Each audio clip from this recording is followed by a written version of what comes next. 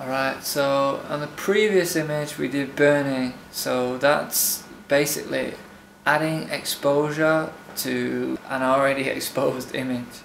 Okay, so we're adding detail. So on this one we're doing dodging. So just to look at it first, we can see the motorcycle's white in the projected image, which means it's going to be dark when printed, and the lights are really dark in the image, so that means when it's printed the lights are going to be really bright. So after doing that, I made a test strip and figured out again that the exposure for his flesh tone, the way I wanted it, was 20 seconds, but I wanted the background to be darker, so I thought, okay, so I'm going to expose the background for 30 seconds. So now I'm going to take my dodge tool and I'd hold that close to the lens, and you can see that the closer you hold it to the lens, the more diffused it is. The closer you hold it to the paper, the more hard it is.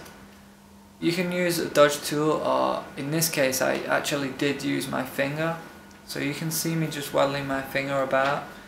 So I exposed the whole thing for 20 seconds, and then I dodge him, like what you're seeing now, and expose for another 10 seconds. So that means that he received 20 seconds and the background receives 30 seconds.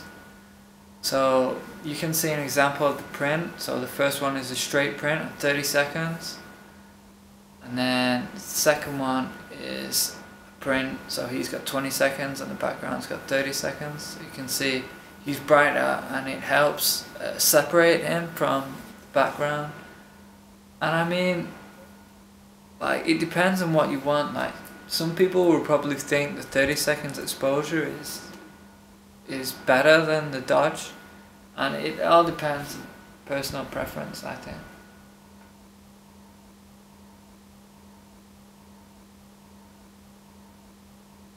Okay, so here's another example of dodging. So I found out that from a test strip, let's just say that she was 10 seconds, but the background looked best at 30 seconds. So now I'd expose the whole thing for 10 seconds.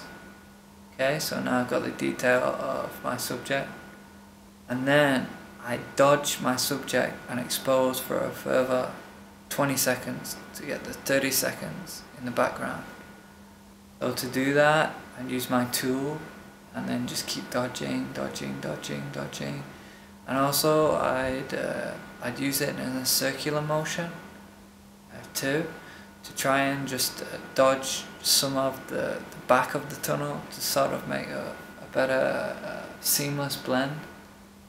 So you can see the example of the two images. I've got the first image that I printed, just straight 30 seconds for everything, and then another image which is at 10 seconds with the background at 30 seconds.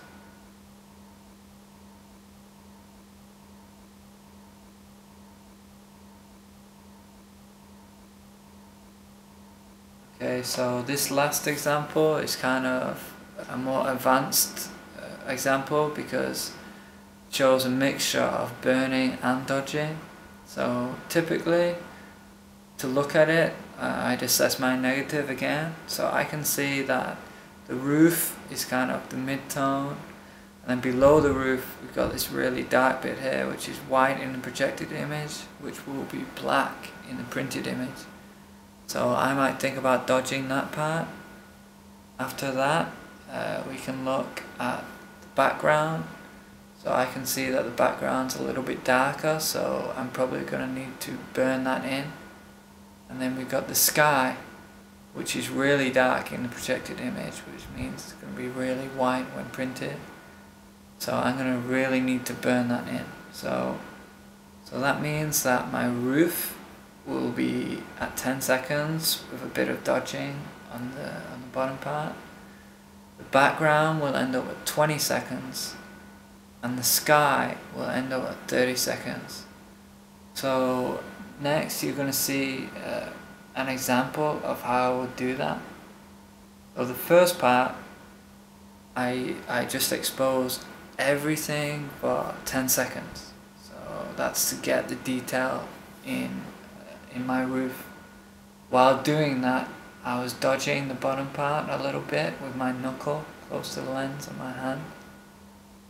After that exposed, I took a piece of card and used my my knuckle and the card to block the roof and expose the background and sky for another 10 seconds. After that, I finished exposing.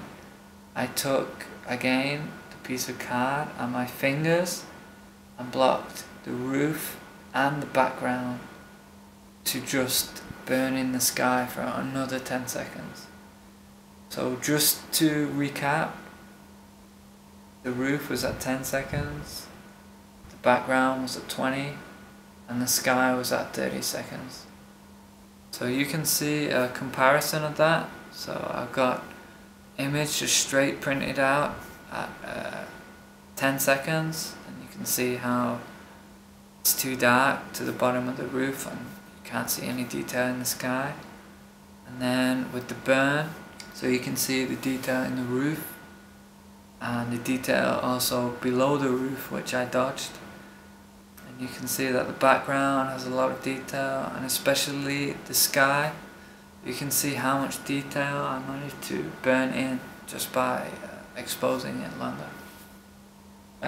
Everything that you've seen here is just an example of doing it. It's not the best way of doing it, but it's a way of doing it.